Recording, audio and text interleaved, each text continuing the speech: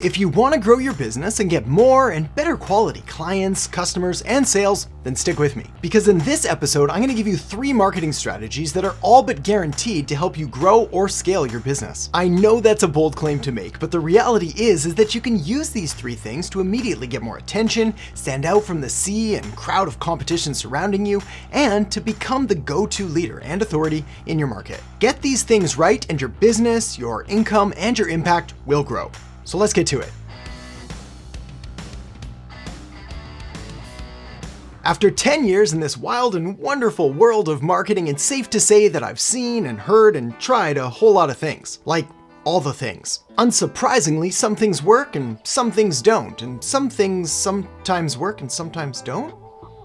But time and time again, there are 3 marketing strategies or principles or tactics that are all but guaranteed to help you grow your business and yes, make more money. So let's dive into each one of them now, starting with the fact that the best marketing is always psychologically driven. Now, I appreciate that sounds kind of fancy, so let me explain. People, as in you and me and your clients and customers, as human beings, well, we all tend to react pretty predictably when presented with a certain kind of message or trigger. This is especially effective when these messages or triggers are presented in a strategic and sequential way that allows you to talk to someone and essentially guide them from where they are right now to where they want to be. Here's an example. Imagine for a second that your customers have a problem that they need to solve, and they're stuck over at point A, struggling and stuck and stagnant, and basically having this problem that they haven't figured out a solution for yet. Your job as a business owner, as an entrepreneur, as a marketer, is to get them to point B, which is the solution, it's the answer. It's basically relief from whatever problem that they're currently experiencing. But the big question is, how do you get them there? Well, the traditional approach, and the one that most people still preach today, is to just shout louder and yell at them, scream at them about just how great you are and how you can solve all of their problems with some bold and overhyped up aggressive claim that hard sells and pushes them in the direction that you want them to go. But that, my friend, is just gross. And while this may get their attention, the reality is that it won't get them to buy. And even if it did get them to buy once, it's unlikely they're gonna come back again and again, or tell any of their friends or family about you. Here's an analogy to help drive this home. Pardon the upcoming pun. Between you, point B, and your clients and customers, point A, well, there's a series of different traffic lights that they need to get through in order to arrive at the inevitable conclusion that you're the best one to solve their problems and they should buy from you. On their journey from point A to point B, they're going to go through these traffic lights in order, and essentially they're going to stop at every red light and they're only going to proceed when the light turns green. When you present your offer and you present your messaging and the sequence and the series of proper messages that convey that you understand their problems and their pains and their frustrations, and basically you give them all the tools that they need and all the information to make the best decision for them, well, you're able to turn those red lights to green, and they're able to progress forward, getting closer and closer to doing business with you. But if you mess this up, well, they're gonna stay stuck at a red light and they're gonna get frustrated and turn off the highway, go into your competitor, or doing nothing at all. This is why the first, and arguably one of the most important elements to your marketing success, is making sure that it's psychologically driven, that it's based off brain science and how we as humans, as people, naturally make decisions and essentially decide to buy or not to buy. When you get this right, well, you're able to line up those traffic lights so they go from green to green to green to green, all the way till they get to do business with you. And you're able to create marketing that works with your clients instead of against them. So essentially you act as their guide, going to where they are, taking them by the hand and walking them through a process, rather than just screaming at them and yelling at them that they need to buy your stuff and buy it now. Anyway, this leads me perfectly to my next point. All right, the next marketing strategy, or more of a mindset or a shift in the way that you do things and the way that you communicate your message, is to prioritize connection and relationship building rather than transactional kind of one-off purchases. Again, if you remember back to that previous point, you can just yell at people and get them to buy something once, but it's unlikely that they're going to be happy with that purchase or that they're going to stick around for any length of time. Plus, again, it just feels gross. Now, aside from the obvious fact that when you prioritize relationships and connection and you're able to build rapport and trust with a client and get them to stick around longer so they spend more and become more valuable to your business, well, aside from that, there's another interesting thing that happens when you start moving away from transactional marketing and towards more relationship and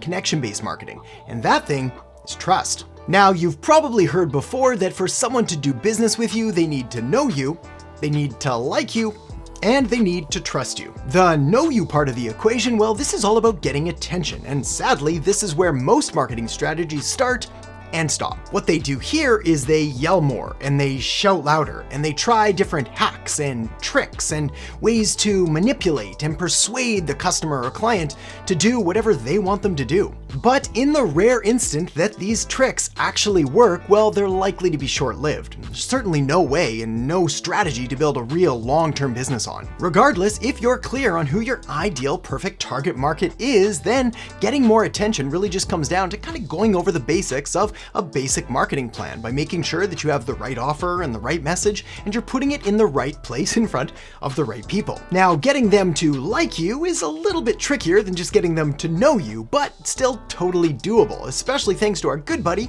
brain science, and by using and leveraging some of the likability factors into your marketing. Now, there are a ton of things that you can do to make yourself and your business more likable. I mean, even smiling more helps. Hey, fun fact, did you know that 7.8% of people are afraid of clowns? Makes sense though, right? But I digress. One of the fastest and also one of the easiest ways to become more likable, both as a brand and as a person, is to be your true and genuine, authentic self. I know, sounds too simple. I mean, surely there must be more. Some kind of subconscious reprogramming, hypnotic state-inducing, subliminal messaging psychops stuff. But nope. I mean, sometimes we use that stuff, but truthfully, nothing works as well as just being yourself. Now, this works for a number of reasons, but the first of which is because when you're acting like yourself and you're not trying to put on a mask or a facade or anything like that, well, people can tell. You come off more natural and more relatable, more authentic, and more comfortable. All of which are natural likability factors and triggers. Plus, it also helps you avoid one of the biggest mistakes that so many business owners and entrepreneurs and even marketers make that pretty much all but destroys any hope of trust or rapport or relationship with their market. And that mistake is treating their potential clients or prospects or whoever it is that they're trying to reach like they're simple or unintelligent, unable to make up their own minds, and in need of being pushed and persuaded and prodded and possibly even manipulated to get them to purchase, to get them to make the sale. Now, this doesn't usually happen intentionally, as most business owners and entrepreneurs aren't even aware that they're doing this. After all, nobody goes out there and tries to intentionally repel or offend or disconnect from potential prospects for their business. But that's what makes this so dangerous, because nothing hurts your business more than treating your potential clients or prospects like a simple commodity who's uninformed and unable to make their own decisions, or treating them unintentionally even like children, which is exactly what happens when you push and hard sell instead of guide and serve. Bit of a side note, but even children recognize when they're being talked down to or treated like kids and like they don't have the power or the ability to make their own decisions, and they don't like it. Now, that doesn't mean that I let my kids make 100% of their own decisions, otherwise they'd be eating chocolate for breakfast and watching cartoons all day instead of going to school. But while I'm far from a perfect parent, I've also learned that I have better luck, better chances of success when I treat them like actual smart people and try to let them know that, hey, chocolate every day for breakfast is a bad life decision. Bit of a side note on my previous side note, but when you treat people with respect, whether we're talking about kids or clients or whoever that you're dealing with, and you place upon them an expectation of success and of higher performance, well, you're tapping into a psychological phenomenon known as the Pygmalion effect. The Pygmalion effect basically just says that when we place higher expectations on people, they tend to act accordingly, which means when we treat our clients and our customers like smart and intelligent and capable people, well, they tend to act that way, which is good for all of us. And this is just another example of understanding psychologically driven marketing and using brain science to help guide and serve your prospects in the right direction. Anyway, your clients, your customers, well, they're smart and they're capable. And when you present your information in a sequential and strategic way, like using the traffic light analogy we talked about earlier, well, you're able to guide them and to serve them in order to make the best decision for them. And when you do that, trust is formed, which of course is the final piece of the know, like, and trust equation to get somebody to buy. Okay, so before we move on to our next section, a real quick recap of what we covered so far. First, I showed you that you need to understand psychologically driven marketing and use brain science to work with your clients and customers rather than against them, to help guide them and serve them and present your information in a strategic and logical sequence. After all, we as humans tend to do some pretty crazy things for often some seemingly irrational reasons, but as Dan Ariely says, these things that we do are predictably irrational, which means even though they may not make sense on the surface, we can still plan and design for them.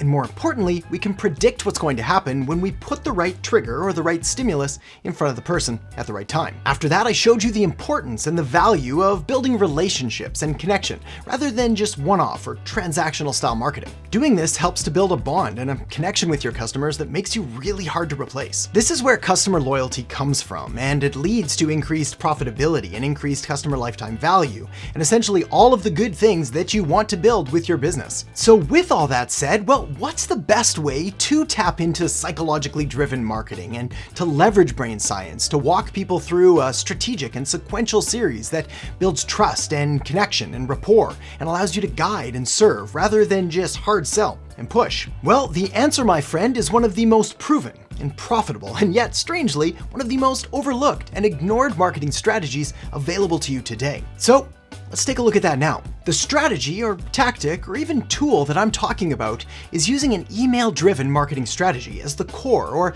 the backbone of all of your marketing. Now, if you've been following me for any length of time, then you know it's no secret that I believe email is easily one of the most proven and effective and strategic uses of your time and of your marketing budget that you could ever possibly hope for. After all, there's almost no other channel that gives you the same power and access directly to your customers or consumers that you control and you own, rather than relying on a third party or social media network. It's also one of the preferred forms of communication that your customers and clients have, and they keep it with them all the time. And as I've said before, looking back over the past 10 years as a marketing strategist and marketing consultant, it's hard to think of a single client that I've ever worked with where we haven't added or optimized an existing email marketing strategy to the tune of a significant increase in profitability and revenue for their business. When done right, email marketing results in more sales and more revenue and more connection. Not to mention, it kind of bulletproofs your business and makes you more resilient to any changes in the economy or changes in demand,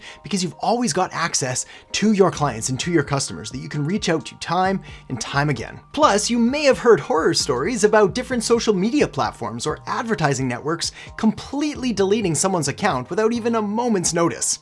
Facebook. Well, the beauty of your email list is that you're in control, which means it can't be taken away and can't be deleted. The reality is that if you're not using email marketing to grow or scale your business, well, you are leaving money on the table. Plus, the way that email is designed and the way that it is typically interacted with by your customers, well, it allows you to present your arguments and essentially tap into that psychologically driven marketing, that brain science, as well as all the relationship building aspects by laying out your argument or your information or whatever it is that you're trying to deliver to someone in a very strategic and very sequential order. You see, unlike social media where you're limited in, say, size or space, or also how and when that post is going to be shown and to who, and unlike a sales page or a webinar where you typically have to cram in a whole lot of information in one single sitting, email gives you an incredible amount of power to sort of draw and extract elements of your message in order to deliver them at the right time